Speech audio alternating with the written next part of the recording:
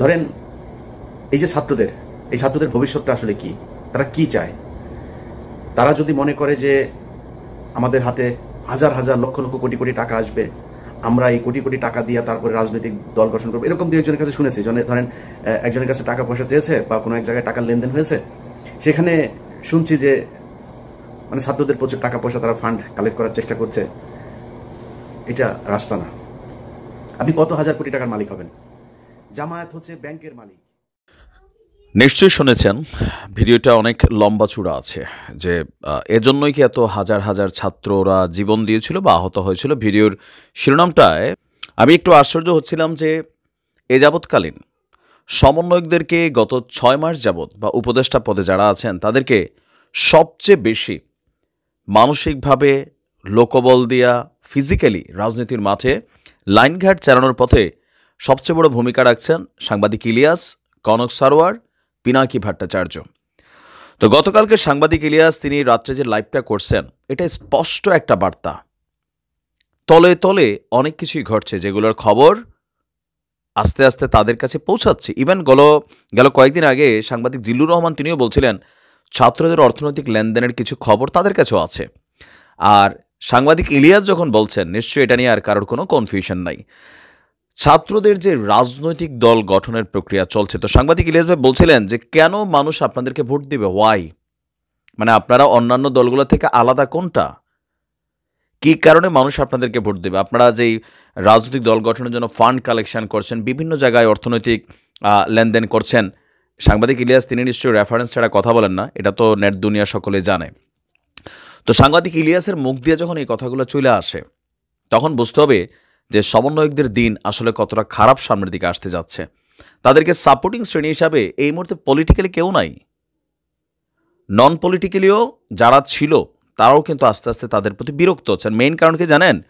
সাংবাদিক ইলিয়াস আসলে খ্যাপসেন হচ্ছে গতকালকে আহত এবং নিহতদের যেই মানে কি বলে যে ঘটনাগুলো সামনে আসছে, বিশেষ করে একজন রিক্সাওয়ালা যিনি আহত ছাত্রদেরকে রিক্সায় করে করে নিয়ে চিকিৎসা মানে হাসপাতালে নিয়ে গেছিলেন, সেই রিক্সাওয়ালা মারা যাওয়ার পর তার স্ত্রী ভিক্ষায় নামছে।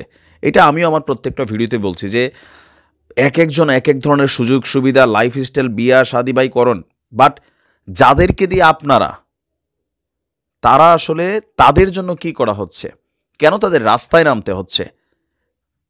ডক্টর ইউনূস কিন্তু বলছিল টাকার অভাব নাই, টাকার অভাব আছে, টাকার অভাব নাই। তিনি সরাসরি বলছেন নুরুল ইসলামের সাহেবের একটা টকশোতে যে এখানে ফান্ডের সমস্যা নেই, সমস্যা হচ্ছে ম্যানেজমেন্ট। তো এখন ম্যানেজমেন্ট, বাংলাদেশে যেই চিরাচরিত নিয়মের ম্যানেজমেন্ট আছে, তন্ত্র আছে, মন্ত্র আছে, এগুলার বাহিরে তো জুলাই আগস্ট একটা ফাউন্ডেশন করা হয়েছিল। তো সেই ফাউন্ডেশন থেকে সার্জিস কেন দায়িত্ব ছেড়ে দিলেন? কি এমন কাজ লাগলো? তা আমরা যেটা কাজ দেখছি নির্বাচন, রাজনৈতিক দল গঠন। স্বাভাবিকভাবে মানুষের কাছে প্রশ্ন ওঠে যে তোমরা সারাদিন বক্তব্যদের জুলাই আগস্ট, মানে এ তো পলিটিক্যাল বক্তব্য শিখা ফেলছে পোলাপাইন। এক্স ছাত্রলীগ রাজনীতি করছে, একটা বড় জায়গা তৈরি করছে, এমনি এমনি কিন্তু এগুলো করতে পারে নাই, কথা জানে। তো এই কথা বলা মানুষদেরকে বাংলাদেশে মানুষ অপছন্দ করে কেন? কথা বলা রাজনীতিবিদরা কাজ করে না।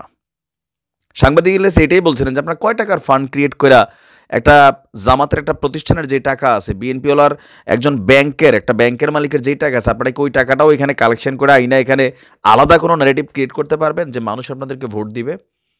ভোট দিতে গেলে তিনি বেশ কিছু জিনিস দেখিয়েছেন, কিন্তু তাদের দ্বারা কি হবে? ইভেন ভবিষ্যতে তাদের যে পরিণতি হবে, বিএনপি আসুক, জামাত আসুক, জামাত আসলে একটু কম হবে এটা আমরা বুঝি, বিএনপি আসুক আর আওয়ামী লীগ আসলে তো বাকিটা জয় বাংলা হয়ে যাবে পিনাকির ভট্টাচার্যের ভাষায়, এটা সবাই আমরা বুঝতে পারি।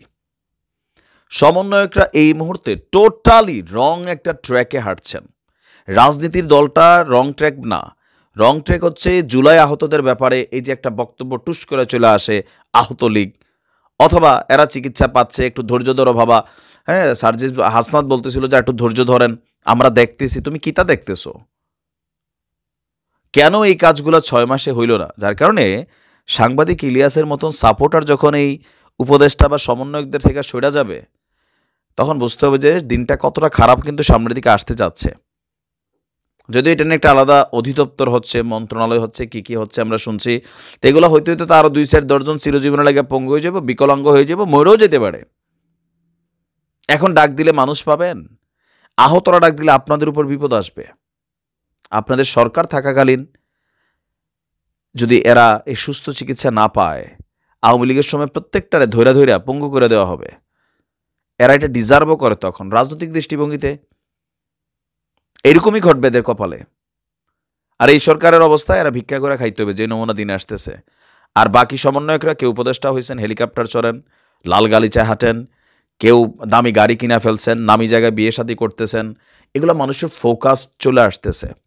কেন আসতেছে? যাদের দিয়ে আপনারা, শেখ হাসিনার সরকার অনেক খারাপ ছিল, কিন্তু যাদের দিয়া বাংলাদেশ মানে মুক্তিযুদ্ধ, সেই মুক্তিযোদ্ধাদের পরিবারের পক্ষে কথা কইতে গিয়ে কিন্তু তিনি লাস্টে তার এই সরকার পতন ঘটে গেছে, বুঝতে হবে। সেই জায়গায় আপনাদের ভূমিকাটা কি? আপনারা বিএনপির 31 দফাতে দেখছেন যে এই জুলাই আগস্টের আহতদের নিয়ে নাকি কোনো ধরনের কোনো পরিকল্পনাই নাই। তো সেখান থেকে বুঝতে হবে, পিনাকি বলছিল, আমি জানি না 31 দফাতে কি আছে, যে 31 দফার কোনো দফার মধ্যেই এই আহত নিহত ছাত্রদের নিয়ে ওইরকম কোনো পরিকল্পনা বা কোনো নাকি নাই। তো সত্যি যদি এটা হয়, তাহলে কোন দিকে যাবেন আপনাদের ভবিষ্যৎ? ভালো থাকুন।